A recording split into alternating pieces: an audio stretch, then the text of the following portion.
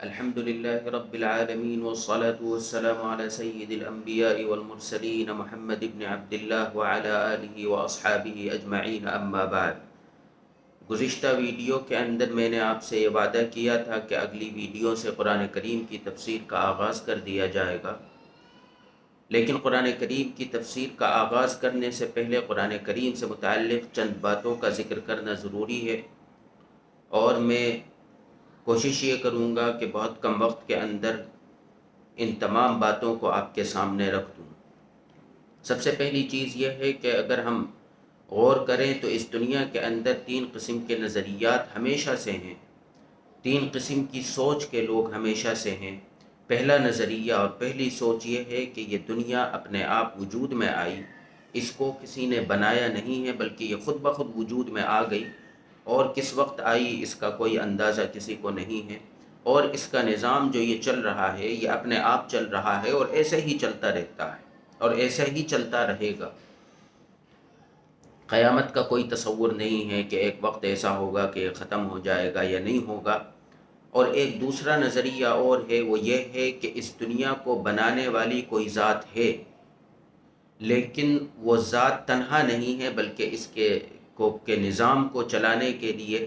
الگ الگ لوگ ہیں، الگ الگ ذاتیں ہیں جو الگ الگ ذمہ داریوں کو پورا کرتی ہیں۔ ایک ذات اس کا نظام کو نہیں چلاتی ہے بلکہ بہت سارے لوگ اور بہت ساری شخصیات ہیں جو اس کو مل کر چلاتی ہیں۔ یہ نظریہ بھی بہت زیادہ ہے اس دنیا کے اندر، اور اس نظریے کے لوگوں کو مشرک کہا جاتا ہے۔ پہلے والے نظریے کے لوگوں کو لادین کہا جاتا ہے، عربی کے اندر، اور انگلش کے اندر ان کو ایتھسٹ کہا جاتا ہے۔ اور ایک تیسرا نظریہ ہے، وہ نظریہ وہی نظریہ ہے جو نظریہ کے تمام انبیاء کرام علیہم الصلاۃ والتسلیم لے کر آئے ہیں، اور یہ نظریہ، اس نظریے پر چلنے والے لوگوں کو مؤمنین کہا جاتا ہے، ایمان والے کہا جاتا ہے۔ اور اس نظریے کے لوگ ہمیشہ سے اس دنیا کے اندر رہے ہیں۔ ہاں، یہ اکثر ہوتا رہا ہے کہ ایک ٹائم پیریڈ اور ایک وقت ایسا گزرا ہو دنیا کے اوپر کہ اس نظریے کے لوگ بالکل ختم ہو گئے ہوں، ایسا بھی ہوا ہے، لیکن اس نظریے کے لوگ ہمیشہ رہے ہیں۔ یہ نظریہ کیا ہے؟ یہ نظریہ یہ ہے کہ اس کائنات کو وجود بخشنے والی ایک ذات ہے، ایک طاقت ہے جس نے اس تمام کائنات کو وجود بخشا ہے، اس کائنات کو پیدا کیا ہے، اور وہی اس کے نظام کو چلاتی ہے، اور پھر ایک وقت آئے گا کہ وہ اس نظام کو ختم کر دے گا، اور اس نظام کو، اس دنیا کو ختم کر دے گا، اور پھر قیامت واقع ہو جائے گی، اور اس کے بعد دوبارہ سے لوگ زندہ کیے جائیں گے۔ ان تینوں نظریات کے اندر ہمیشہ سے ایک دوسرے سے ٹکراؤ کی شکل بنی رہی ہے، اور اگر ہم غور کریں کہ دنیا کے اندر خون خرابہ جو ہوتا رہا ہے وہ نظریات ہی کی بنیاد کے اوپر ہوتا رہا ہے۔ مختلف قسم کے نظریات انسانوں کے درمیان ہمیشہ سے رہے ہیں اور ہمیشہ رہیں گے۔ اس میں سے ایک یہ نظریاتی اختلاف بھی ہے۔ یہ دین کو، جس کو دین کہا جاتا ہے، اس دین کو لے کر بھی ایک نظریاتی اختلاف ہمیشہ سے چلا آ رہا ہے۔ بہرحال میں اس موضوع پر بات نہیں کروں گا، لیکن قرآن کریم کو ہم اللہ کا کلام مانتے ہیں، لہٰذا جب ہم اللہ کا کلام مانتے ہیں تو اللہ تبارک و تعالیٰ کی ذات کے اوپر ایمان رکھنا یہ بنیادی چیز ہے۔ اگر ہم اللہ تبارک و تعالیٰ کی ذات کے اوپر ایمان نہیں رکھیں گے تو پھر قرآن کریم کے اوپر عمل کرنا، یا قرآن کریم کو سب سے اعلیٰ چیز سمجھنا اور قرآن کریم کے احکامات کو آخری چیز سمجھنا، یہ کوئی معنی نہیں رکھے گی اگر ہم اس اللہ تبارک و تعالیٰ کے وجود کو اس طریقے سے نہیں مانیں گے جس طریقے سے کہ نبی کریم علیہ الصلاۃ والسلام نے بتلایا ہے، یا قرآن کریم نے خود اس کی وضاحت کی ہے۔ بہرحال انسانوں کی یہ جو مختلف ذہنیت اور مختلف نظریات ہیں، ان نظریات کو اللہ تبارک و تعالیٰ نے قرآن کریم کے اندر خود بیان فرمایا ہے، جگہ جگہ بیان فرمایا ہے، اور اس کی وجہ یہ ہے کہ اللہ تبارک و تعالیٰ نے انسان کو جو طاقتیں عطا کی ہیں، جو طاقتیں انسان کے پاس ہیں، جن طاقتوں کی بنیاد پر انسان دنیا کے اندر چیزوں کو دیکھا کرتا ہے اور سمجھا کرتا ہے اور ان کو لیا کرتا ہے اور ان سے فائدے اٹھایا کرتا ہے، وہ چیزیں، وہ طاقتیں تین قسم کی ہے۔ سب سے پہلی چیز کیا ہے؟ سب سے پہلی چیز جس کو اردو کے اندر حواس خمسہ کہا جاتا ہے، انگلش میں اس کو کہتے ہیں 5 سینس۔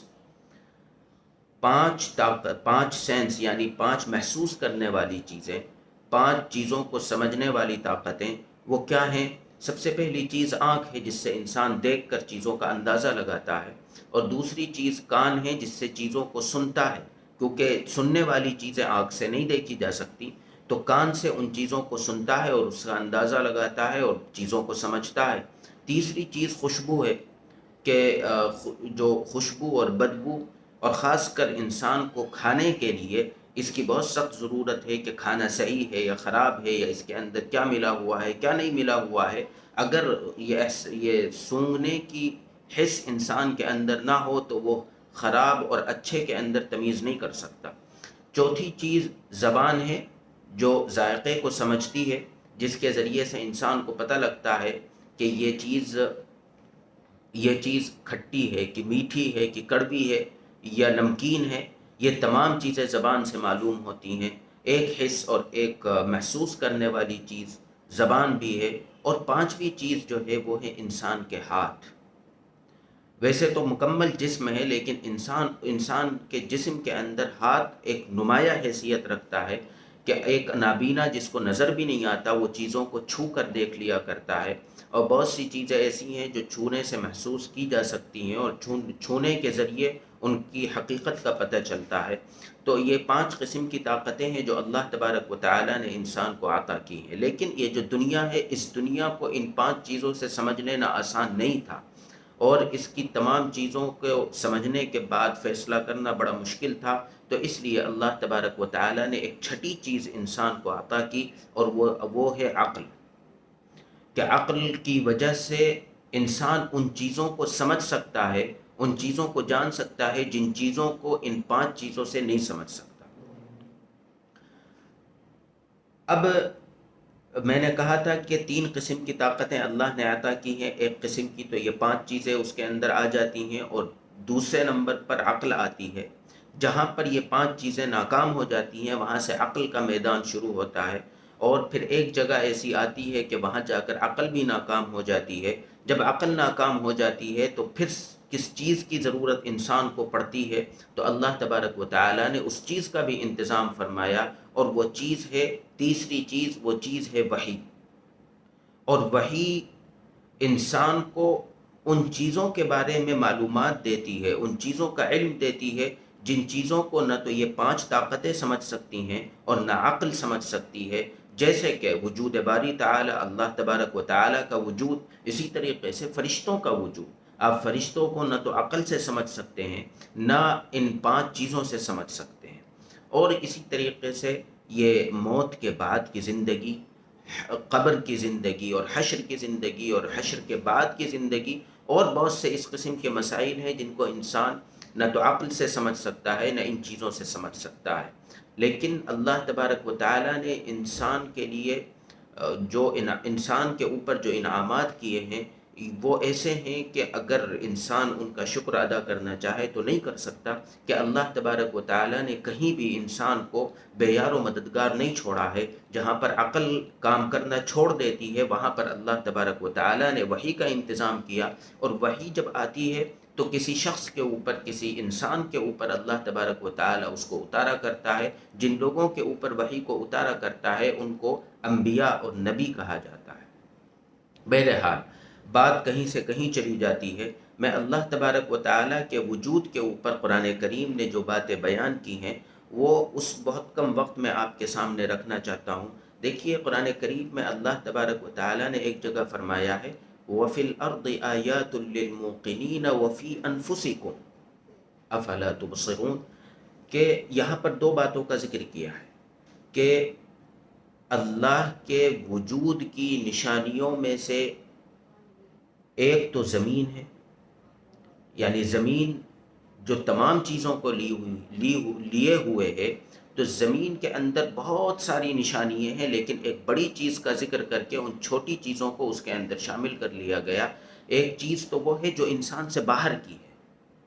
اور ایک دوسری چیز وفی انفسکم کہہ کے بیان کیا کہ تمہارے اندر خود ایسی نشانیاں ہیں جو ہمارے وجود کے اوپر دلالت کرتی ہیں، جو یہ بتلاتی ہیں کہ ہمارا وجود ہے اور ہمارا وجود کیسا ہے، ہماری طاقت کیسی ہے، وہ بھی بتلاتی ہیں۔ لیکن اگر کوئی اس پر غور کرے گا اور اس کو سمجھنے کی کوشش کرے گا تو وہ سمجھ سکے گا۔ تو دو قسم کی نشانیاں اللہ تبارک و تعالیٰ نے بتلائیں۔ ایک تو وہ نشانیاں جو انسان سے باہر کی چیزوں کے اندر ہیں، جیسے کہ آپ دیکھتے ہیں کہ زمین ہے جس کے اوپر آپ چلتے ہیں، اور پھر اس زمین کے اوپر پہاڑ ہیں اور درخت ہیں اور جانور ہیں اور مختلف قسم کے احوال ہیں، دن ہے اور رات ہے، بارش کا برسنا ہے اور اس کے برسنے کے بعد زمین کا دوبارہ سے زندہ ہو جانا ہے۔ یہ تمام نشانیاں اللہ تبارک و تعالیٰ کی ہیں جو انسان کے وجود سے باہر کی چیز ہے۔ اور دوسری انسان کا اپنا وجود ہے۔ اگر انسان اپنے وجود کے اوپر غور کرے گا تو اس کو یہ بات سمجھ میں آ جائے گی کہ اس کے وجود کے اندر اللہ تبارک و تعالیٰ نے کتنی نشانیاں رکھی ہیں۔ تو اللہ تبارک و تعالیٰ نے دو قسم کی نشانیوں کا ذکر کیا ہے، ایک تو انسان کے وجود سے باہر کی اور ایک انسان کے اپنے وجود کے اندر کی۔ اور پھر قرآن کریم میں الگ الگ جگہوں پر دونوں چیزوں کو پھر دوبارہ سے تفصیل سے بھی بیان کیا ہے۔ جیسے کہ اللہ تبارک و تعالی باہر کی نشانیوں کے بارے میں تفصیل سے ایک ایک کر کے بیان کرتا ہے۔ الم نجعل الارض مہادا والجبال اوتادا وخلقناکم ازواجا وجعلنا نومکم سباتا وجعلنا اللیل لباسا وجعلنا النہار معاشا وبنینا فوقکم سبعا شدادا۔ یہ تمام نشانیاں اللہ تبارک و تعالیٰ نے ایک ایک کر کے بیان کی ہیں کہ کیا تم نہیں دیکھتے ہو کہ اللہ تبارک و تعالیٰ نے تمہارے لیے زمین کو بچھونا بنا دیا، اور اسی طریقے سے پہاڑوں کو اللہ تبارک و تعالیٰ نے زمین کو اپنی جگہ ٹھہرے رہنے کے لیے کیل کی طرح اس پر گاڑ دیا، اور اسی طریقے سے ہم نے تمہارے لیے رات کو آرام کی چیز بنا دیا، اور اسی طریقے سے دن کو تمہارے لیے کام کرنے کا اور روزی اور روٹی کو تلاش کرنے کا بنا دیا، اور تمہارے سر کے اوپر 7 آسمانوں کو بنا دیا۔ یعنی انسان سے باہر کی جو علامتیں ہیں ان علامتوں کا ذکر یہاں پر اللہ تبارک و تعالیٰ نے ایک ایک کر کے کیا ہے۔ اور انسان کے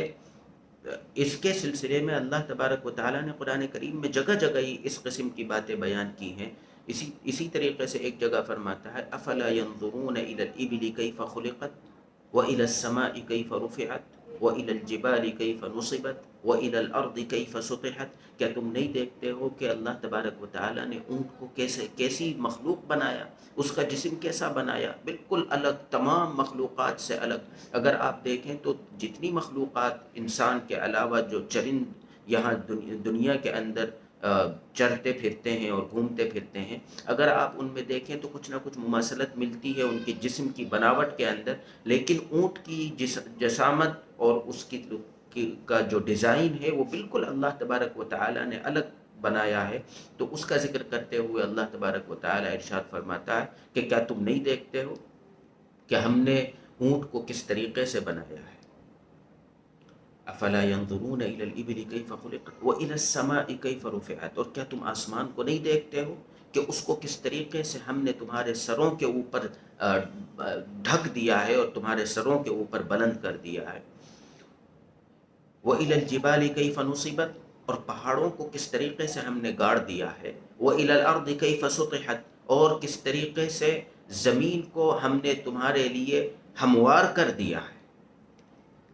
یہ وہ علامتیں ہیں جو انسان سے باہر کی علامتیں ہیں، جو اللہ تبارک و تعالیٰ نے انسان کے وجود کے علاوہ جو دنیا کے اندر علامتیں رکھی ہیں۔ لیکن ان علامتوں کو سمجھنے کے لیے عقل چاہیے۔ انسان اگر اس پر غور کرے گا اور اس کو دیکھے گا تو اس کی عقل یہ جواب دے گی کہ یقیناً کوئی ایسی طاقت ہے جس نے ان تمام چیزوں کو بنایا ہے اور اس کے نظام کو چلا رہا ہے۔ جس طریقے سے سورہ نبا کے اندر اللہ تبارک و تعالیٰ نے رات کا اور دن کا ذکر کیا ہے کہ اللہ تبارک و تعالیٰ ایک وقت کے اعتبار سے سورج کو نکالتا ہے اور پھر ایک وقت کے اعتبار سے اس کو واپس